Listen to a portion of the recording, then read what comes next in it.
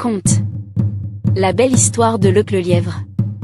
C'est au temps où les animaux de la brousse aiment à se réunir pour causer et discuter de leurs affaires. Certains jours, ils se rassemblent, sous l'arbre des palabres, pour désigner le plus jeune animal. Le lion préside la séance. On connaît le plus fort de tous les animaux, c'est le lion, roi de la brousse. On connaît le plus vieux. C'est l'éléphant. On connaît aussi le plus malhonnête et le moins intelligent, c'est l'hyène. Mais on ne connaît pas le plus intelligent. Tout le monde veut passer pour le plus intelligent de tous les animaux. Le lion dit: si nous connaissons le plus jeune d'entre nous, nous connaîtrons en même temps le plus intelligent. Alors ceux qui croient être les plus jeunes lèvent la main, pour demander à dire la date ou l'époque de leur naissance. Moi, je suis né l'année de la grande sécheresse, c'est à accent grave dire il y a 3 ans, déclare la biche. Moi, je suis né il y a 3 lunes, affirme le chacal en dressant ses oreilles pointues. Et moi, dit le singe en se grattant, tenez, je viens de naître. Tout le monde applaudit, et le singe se croit vainqueur. Lorsqu'une voix crie du haut d'un arbre: attention! Je vais naître. Un peu de place pour me recevoir. Et le lièvre, lâchant la branche à laquelle il s'est accroché, tombe au milieu des animaux étonnés. Une assemblée dans les tribus africaines, au cours de laquelle on aborde les sujets concernant la vie de la communauté. Tout le monde reconnaît que Lièvre est en effet le plus jeune, puisqu'il vient de naître au milieu de la discussion. Donc il est reconnu en même temps comme le plus intelligent. Le lion se lève et s'approche du lièvre. Je te proclame le plus intelligent des animaux, lui dit.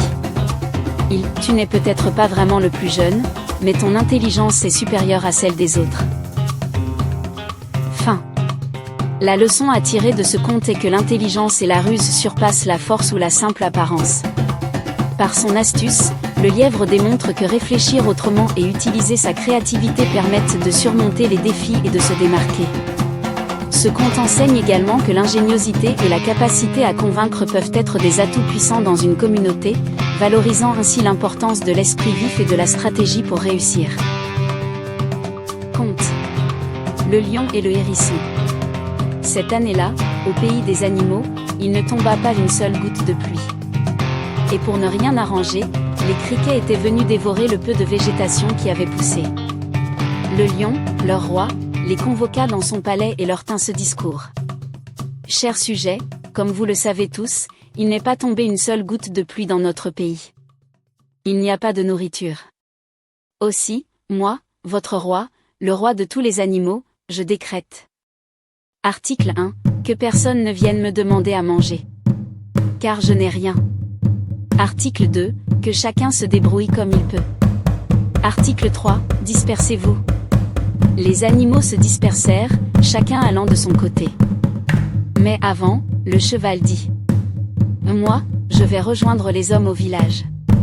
Ces petits êtres à 2 pattes sont intelligents et ingénieux. En échange de mes services, ils me donneront à boire et à manger. Il gagna le village en galopant. Il devint ainsi un animal domestique. L'âne, le mouton, le dromadaire, bref, tous les animaux aujourd'hui domestiques dirent la même chose et rejoignirent les hommes au village. Mais l'hyène, après mûre réflexion, trouva que c'était vrai que ces petits êtres bizarres qui marchaient à 2 pattes étaient intelligents et inventifs, mais qu'ils possédaient un bâton, long, très long, qui crachait du feu. Elle, l'hyène, par prudence, allait attendre un peu et se débrouiller dans la brousse. Le lion lui donna raison. La girafe et l'éléphant lui donnèrent raison. Même le petit hérisson trouva que l'hyène avait totalement raison. Parce que prudence est mère de sûreté. Tous les animaux aujourd'hui encore sauvages donnèrent raison à l'hyène et préférèrent mourir de faim que de rôtir au fond d'une casserole. Ils s'enfoncèrent davantage dans la forêt. Le petit hérisson, qui errait seul dans la brousse, vit un arbre à 100 bas, couvert de fruits mûrs et délicieux. Il monta sur l'arbre et commença à manger. Vint le lion qui le vit sur l'arbre.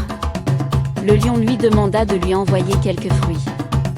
C'était vrai que lui, le roi de tous les animaux, il avait imposé à chacun de se débrouiller tout seul. Mais cela faisait 3 jours qu'il n'avait rien mis sous la dent. Le hérisson lui envoya un premier fruit. Il le mangea. C'était délicieux. Il envoya un deuxième fruit. Le lion le mangea. Mais le troisième fruit vint frapper le lion sur son museau royal. « À moi ça ? À moi, petit hérisson !» rugit le lion. « Malheur à toi ! Grand malheur à toi si tu descends !» Le petit hérisson resta dans l'arbre. Il pleurait. Il se lamentait. Quelque temps après, arriva l'hyène. Elle vit le petit hérisson en train de pleurer abondamment. Elle eut pitié et dit : « Petit hérisson, que t'est-il arrivé ? Ton arbre est plein de fruits. Il faut manger au lieu de pleurer. » En réponse, le petit hérisson chanta. Tout à l'heure, le lion a dit que chacun devait se débrouiller comme il pouvait. Mais voici ce même lion qui vient me demander des fruits. Le fruit est tombé sur le museau, et il m'a dit : « Malheur à toi. Grand malheur à toi, petit hérisson. » L'hyène n'avait pas vu le lion. Quand elle le vit et que le lion la menaça de son regard furibond, elle s'enfuit en disant : « Eh bien, malheur à toi. Grand malheur à toi, petit hérisson. » La grande girafe au long cou, la girafe elle aussi passait par là. Quand elle vit le petit hérisson en train de pleurer dans les branches de l'arbre à 100 bas, elle eut pitié et lui en demanda la raison. Mais quand la raison lui fut expliquée et qu'elle eut vu le lion au pied de l'arbre, elle s'enfuit en criant : « Eh bien, malheur à toi. Grand malheur à toi, petit hérisson. » Le buffle arriva et dit la même chose.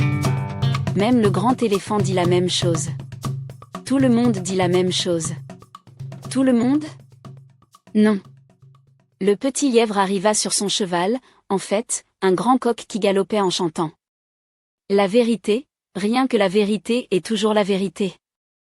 Le petit lièvre vit le petit hérisson au sommet de l'arbre, qui pleurait sans s'arrêter. Il lui demanda : « Que t'arrive-t-il, petit hérisson ? » Le petit hérisson lui chanta sa petite chanson. Tout à l'heure, le lion a dit que chacun devait se débrouiller comme il pouvait. Mais voici ce même lion qui vient me demander des fruits.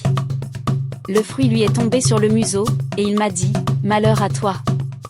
Grand malheur à toi, petit hérisson. » Le petit lièvre n'avait pas vu le lion au pied de l'arbre. Quand il le vit et que le lion le menaça de son regard, il lui cria : « Va-t'en d'ici. C'est toi-même qui as dit que chacun devait se débrouiller comme il pouvait. Tu n'as pas le droit de venir menacer le petit hérisson. » Le lion bondit pour attraper le petit lièvre. Mais celui-ci se sauva sur son cheval de coq vers le village. Le lion le poursuivit. Mais à l'entrée du village, il y avait, debout derrière un arbre, un homme qui tenait un long bâton. Quand le lion vit cet homme, il retourna dans la brousse. Le petit lièvre entra dans le village et devint le lapin. Conte. Le lièvre et l'hippopotame. Il était une fois, dans une vaste savane africaine, un petit lièvre connu pour sa malice et son intelligence. Malgré sa taille modeste, il était respecté pour son habileté à se sortir des situations les plus difficiles. Un jour, le lièvre rencontra l'hippopotame, un animal énorme et redouté pour sa force. L'hippopotame, toujours prêt à montrer sa puissance, se vantait bruyamment de sa force, affirmant qu'aucun autre animal ne pouvait rivaliser avec lui. Le lièvre, avec un sourire malicieux, s'approcha de l'hippopotame et dit : « Tu es peut-être fort, mais je parie que tu ne pourrais pas me tirer hors de ce marécage. » L'hippopotame, intrigué et amusé par l'audace du petit lièvre, accepta le défi.